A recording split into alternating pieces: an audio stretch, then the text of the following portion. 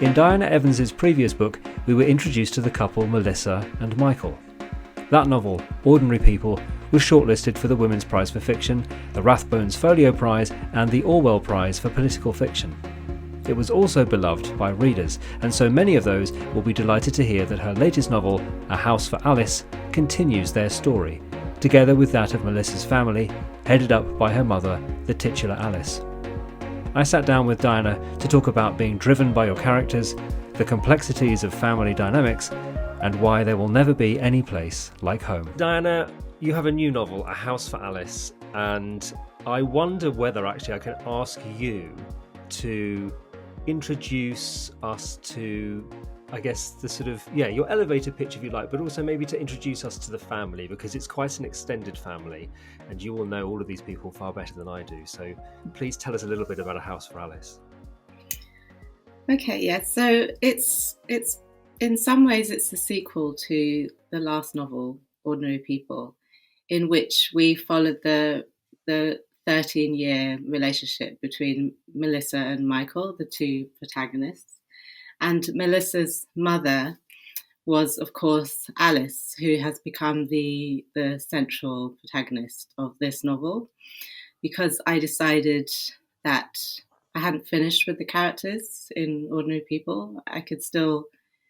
They were still with me. I could hear them talking in my head.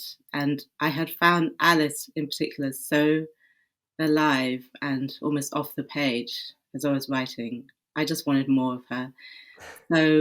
So the action in A House for Alice is centered around her desire to go back to Nigeria to see out her days to the end of her life after the death of her husband. And her three daughters have differing opinions about this proposed move. One of them, Melissa, doesn't want her to go, but wants her to have the wish that her heart desires. Another of the children, who's the eldest daughter, Adele, thinks it's a ridiculous idea and is completely against it. And then Carol, who is the middle child, also wants her mum to have her wish, and she's probably the most reckless, as Adele would have it, at thinking, we should just let her do what she wants to do, even though she's an elderly woman and she's effectively proposing to go and live thousands of miles away in her old age with her children too far away to really look after her. So those are the four central characters. But we also have Michael. The romance between Michael and Melissa is not yet over. Michael is now married to a singer called Nicole, who is also quite big. She's quite a big presence in the novel. So that's the cast, I would say. Oh, there's also Damien and Stephanie, who were the second couple in Ordinary People, and they also return in this novel, but as almost like a subplot. Damien's daughter Avril has gone missing, and we find Damien in Paris looking for her. So the novel follows that story as well. So there's lots of different strands in it. So it's quite difficult to handle, actually. But I did want to do something that had this sense of expansiveness to it. I wanted to follow lots of different people and different generations. So there's 3 generations in the novel.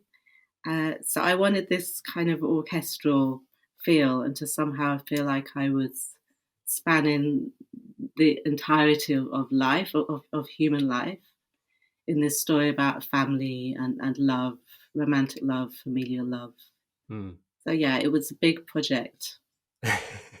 I'm really interested to know about the sort of, I suppose, the beginnings of it, because as you say, with Melissa and Michael in Ordinary People, obviously the task of writing a novel, you must have finished Ordinary People, it goes out into the world, and the fantastic reaction from readers to that book, and from critics as well. And I wonder how soon it was before you considered the idea of revisiting some of those characters, because of course most novelists would finish a book and they'd be on to sort of the next thing, or were they always there and always tempting you to get back on the page again? No, when I finished Ordinary People, I really thought it was over, Hmm. and I was working on a children's novel actually, and I just found that I wasn't, my heart wasn't really in it, and there were certain things happening around me in our very tumultuous political climate, such as Grenfell, the fire at Grenfell, and the Windrush scandal, and the kind of disgraceful behaviour of the Tory government, and I felt that this fantastical children's adventure story that I was trying to write wasn't really where my heart was. Hmm. I wanted to do something that felt more substantial. I also felt that the project of visibilizing the Black British middle class, or the kind of lives that I know and that are familiar to me, that project felt like it was much larger than I had originally envisaged. Hmm. And so it was that kind of feeling that was with me. And then I began to hear the voices, especially Nicole, Michael's wife. When it occurred to me that Michael was married, Hmm. that was the spark where I thought, okay, I think there's possibly another novel here. And I love the idea of trilogies, actually. Um, I was really influenced by the John Updike tetralogy, the Rabbit Run novels, Hmm. and also the Richard Ford. There's books that I've come across that are part of trilogies that I didn't even realize as well, like Yeah. the Chinua Achebe trilogy of Things Fall Apart, and um, Ben Okri has also done a trilogy. And I love this idea of novels that are connected to one another, but Hmm. they don't. You couldn't necessarily call them a sequel. It's like it's a connected novel where it follows a group of people who you might have seen in another story who Hmm. then become front and center of the new story. I just love the idea of books being interconnected but also being self-contained at the same time. That's really interesting because, as you say, it's not so much like the books are in a series and sort of that closely connected, but I Mm. suppose that thing of writing within the same universe, and even more so in your case, taking characters and developing them further and I mean, I think a lot of readers have that thing where they have a close connection to a book, and they will often ask an author, like, "Is there any chance you might write another book with these characters, or can we find out more about that?" And of course, often authors don't want to, but it's really interesting that you have wanted to sort of extend the storytelling in those Yeah. directions. Yeah, I think I'd spent so much time as well building the ground of Ordinary People. Ordinary People Mm, took me 7 years, and the action only really covers 1 year. mm, And I felt that with the foundation that had been built with that novel, there's so much more room for building upwards. For new rooms and new stories, and the characters felt so immediate and alive to me, and I was genuinely curious to see where they went, especially with Michael and Melissa, to see how that relationship developed because it just felt so unfinished to me. There's something epic about their love story to me. They're two people who are just so right for each other yeah. and meant for each other.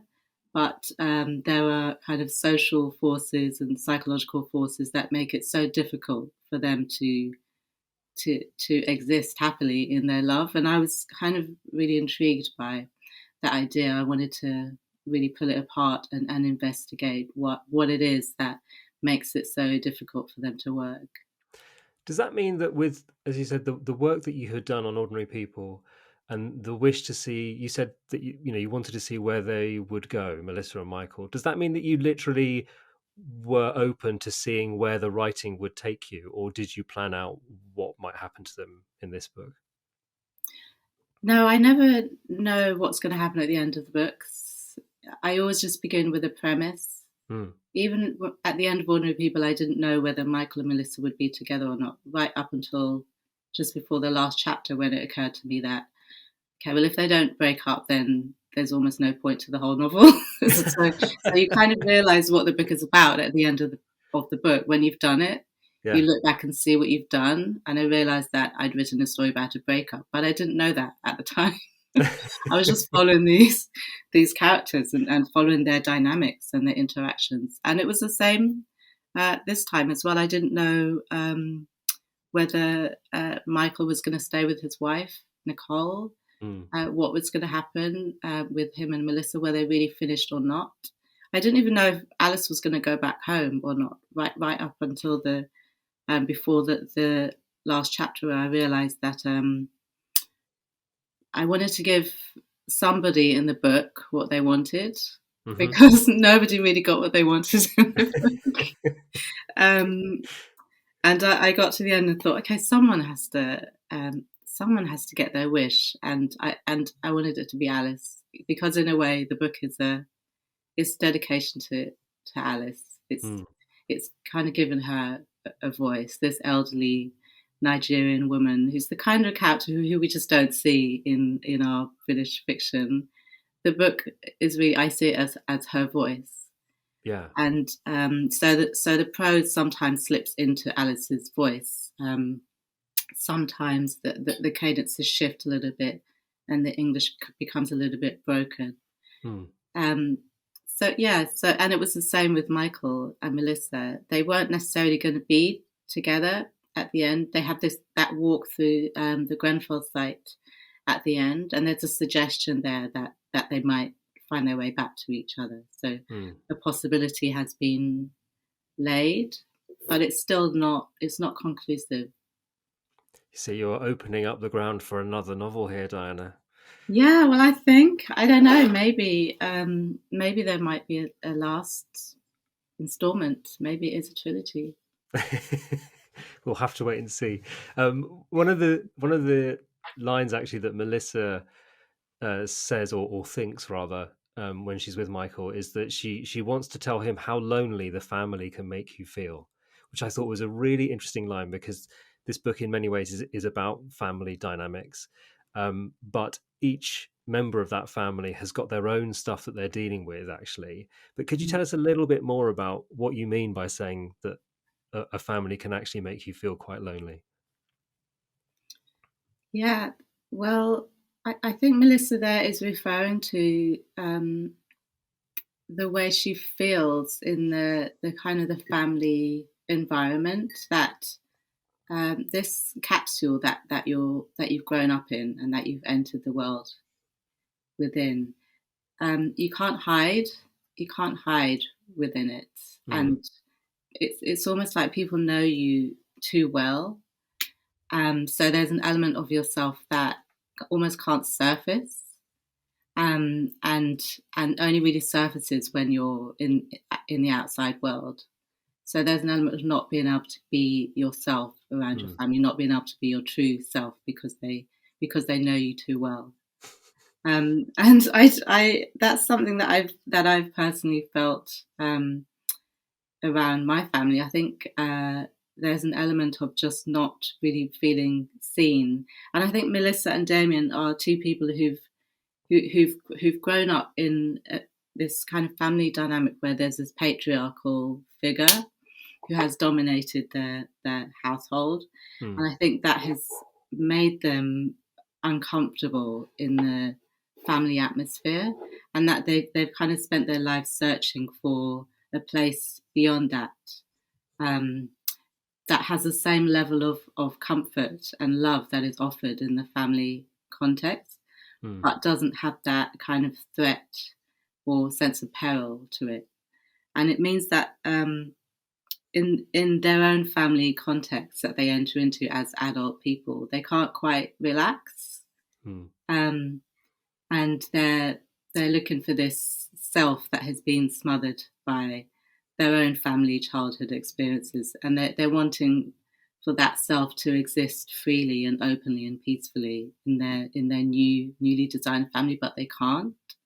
And I think that's what Melissa is referring to, that there's a central kind of self that is invisibilized by family life. There was another line that jumped out to me in the book, which was somebody who said families are complicated things. In every family, there's a sacrifice. Could you tell me a little bit about what that means? Yeah. Well, sometimes it's the middle child, isn't it, who has the issues, or it's the eldest child, or it's the youngest child. I think it's a similar kind of thing that there's so much baggage in families, even Mm, in the happiest of families. I mean, in my own life, lots of people I know come from dysfunctional families. I know very few people who come from happy happy families, and I think the one person that I do know who had a happy family, I just feel very strange in that environment. I yeah, feel like, okay, well, where's the pain? What's all this kind of joking around and happiness? There must be some pain there. yeah, And I think the kind of the pain, it can sometimes congeal in the one person, and the one person gets the short end of the straw, as it were, the mm, short straw, yeah, um, and there's this kind of difficulty in sharing that with other members of the family, because there's this. I think in my family there was a sense of silence, that things were brushed under the carpet, and you didn't really talk about things. And I think that made it difficult for particular members of the family to kind of exist, you know. mm. It's really interesting that, isn't it? As you say, that families will often not talk about the difficult things um, until there's some kind of pressure release valve, which will often be the death of a parent or indeed of both parents, and then suddenly all the stuff that the children have been keeping sort of under the carpet, as it were, can sort of come out because there's nobody there to tell them not to talk about it anymore. And at the beginning of this book, obviously, the patriarch Cornelius dies, and we start to see the sort of slightly dysfunctional things with the three daughters in as you say, in dealing with what Alice wants and their different reactions to that, which is quite a complicated family dynamic, isn't it? Sort of with those competing interests. Yeah, it was really difficult to get the balance right between people's different reactions, Mm, because I think this is a family that has formed a kind of superficial closeness around the conventional need for a family to just get along with each other, while at the same time there's all these kind of grievances bubbling under the surface. That when Cornelius dies, that kind of veil of everyone getting along, it kind of dissipates. mm, It's very difficult for them to continue pretending. It's almost as if the patriarch was the lid, and the lid is now gone, so everything's kind of exposed. I mm, think that often does happen in families when there's a death of a parent. I think siblings, there's this responsibility that they share to look after the remaining parent, mm, and within that there's the dynamics that emerge. Some siblings get on better than others, and things are said, and that terrible things are felt, and there's no way of hiding it anymore because you're having to kind of work together. mm. I think it can be a very difficult time, and families often break up in that kind of middle age period where the children are of middle age and the parents become elderly, because the parent essentially is kind of regressing to the state of almost childlike dependence on somebody else, Mm. and the tables are turned. And in this book, I was trying to write about the midlife sandwich as well, that period of midlife where Melissa and Michael are at, where they have to deal with elderly parents, but also young children, and Yeah. the difficulty of managing those two responsibilities at the same time, which is tough. And I was talking to a friend about it, and she told me what that phrase was, midlife sandwich. I'd never heard it before. No. Um, And I said, "Oh yeah, that's exactly what it is, isn't it? You're caught between two very deep and intense responsibilities, and Yeah. and at the Sort of. same time, you're trying to live your life and satisfy yourself, and it's incredibly difficult. And people really can really rub up against each other in negative ways. Yeah, that's really interesting because I suppose we've mentioned that there's the death of Cornelius at the beginning of the novel, but there is a sense of mortality throughout the book that actually comes from all the generations, not just from the older generation. And this idea that none of us knows how long we have, and that therefore we should maybe be doing more or saying more of what we actually want from life. And I suppose that fits in quite well with that idea of the sort of midlife sandwich, where you might be caring for somebody older and younger than you and not actually caring for yourself. Yeah, exactly. And often the place where you can find some kind of refuge from that is it in love, in your romantic relationship. And that's what Melissa and Michael are faced with. Melissa is searching for for love in her own life, and just finding it terribly unsatisfying. And she's in this awful relationship with this guy that she really doesn't feel anything for. um, and and and at the same time dreaming of Michael. And Michael also is feeling he's in this wonderful marriage, but there's something that's not quite right. So they're both haunted by each other, really. And that's where it's almost as if that place of this romantic love, that is the place where they can feel alive in the context of all this other stuff that's going on around them, um, that are imposing on their ability to be free. You know, love is a place of freedom in this case. I wanted to return, if I could, to something you mentioned at the beginning, as you say that the book is almost sort of framed by the Grenfell fire and its impact, and it was the impact of that that actually sort of took you from the thing you thought you were writing into writing this book.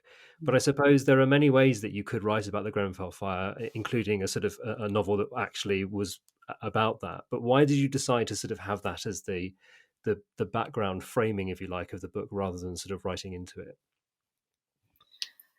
I didn't feel that I was able to write into it because it's too recent. Hmm.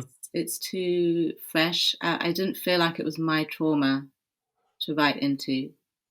I feel like there's with the traumatic events, there's a sense of ownership that is required in really going deeply into the story.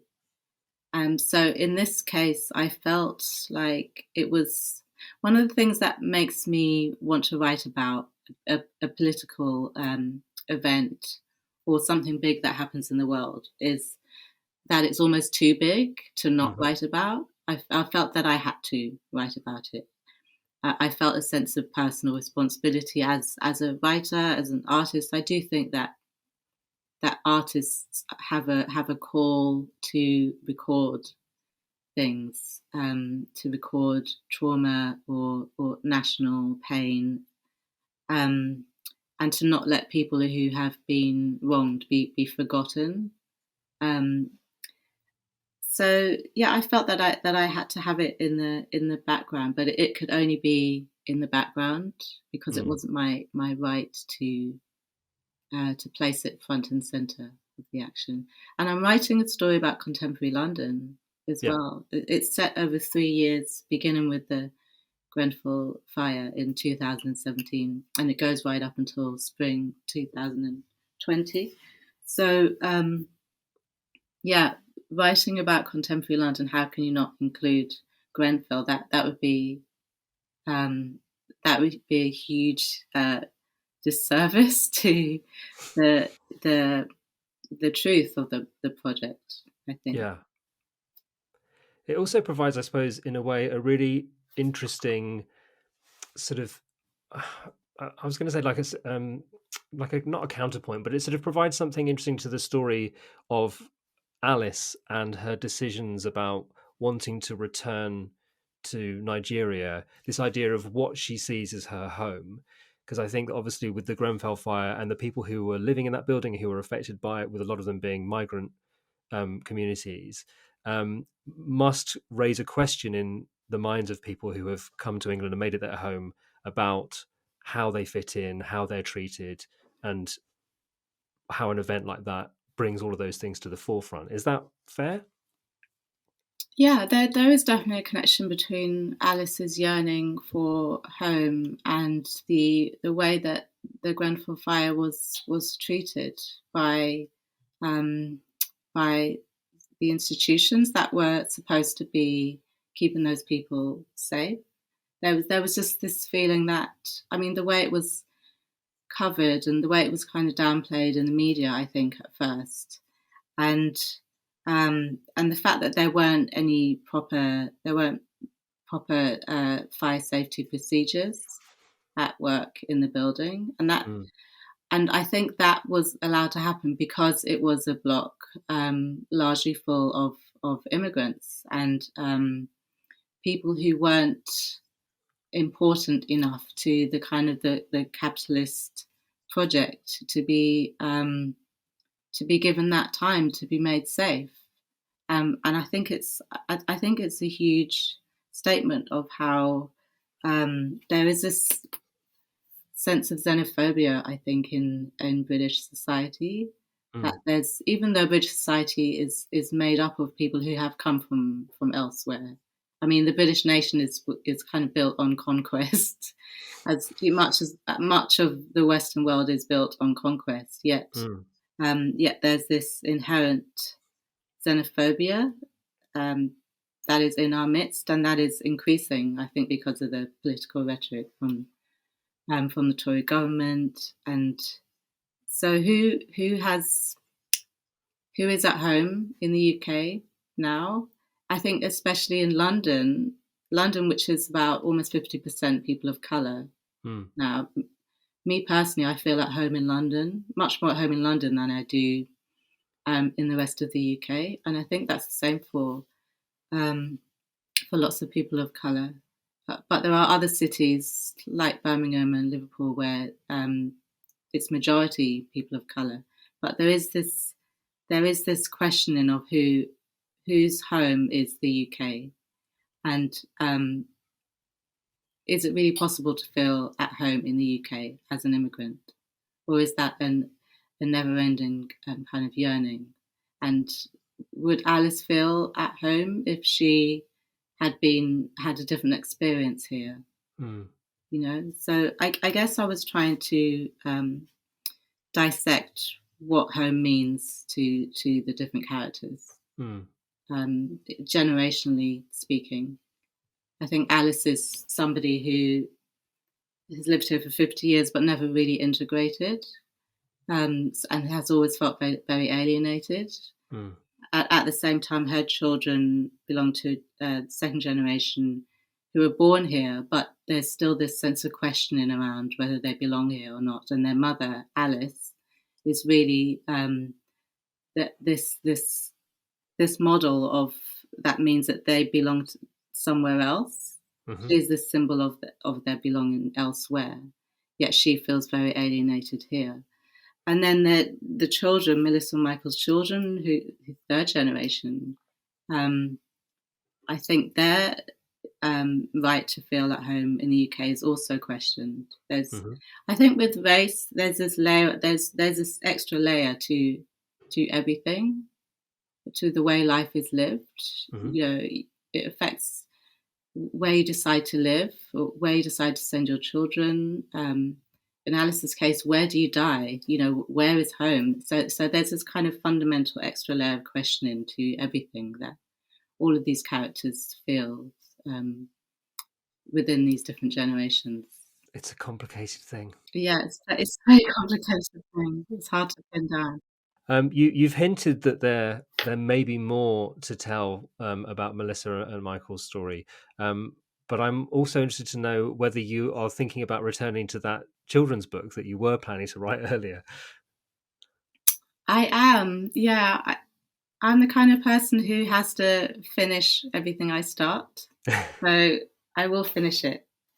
I'm not sure when, but the characters are alive for me, and I think if it feels alive, then it has to be finished. We just have to find the right time. Yeah, but it's interesting that you feel, as you say, that your heart has to be in it in order to be able to do it justice. Yeah, I do. Well, it's hard to sit down by yourself every day, 5 days a week, and work on something that you don't have faith in. Faith is the central element that you need to sit down every day and to get the work done. So with each book, I've always had a really strong desire for it to exist. And I do still have that desire for my children's book. I just have to find the right moment and the right context. We shall look forward to hearing more at some point in the future, Dana. But for the moment, thank you so much for speaking to me about A House for Alice. It's been fantastic. Thank you, Will. Thanks for having me on. A House for Alice is out now, and for a limited time, you can find signed copies on Waterstones.com.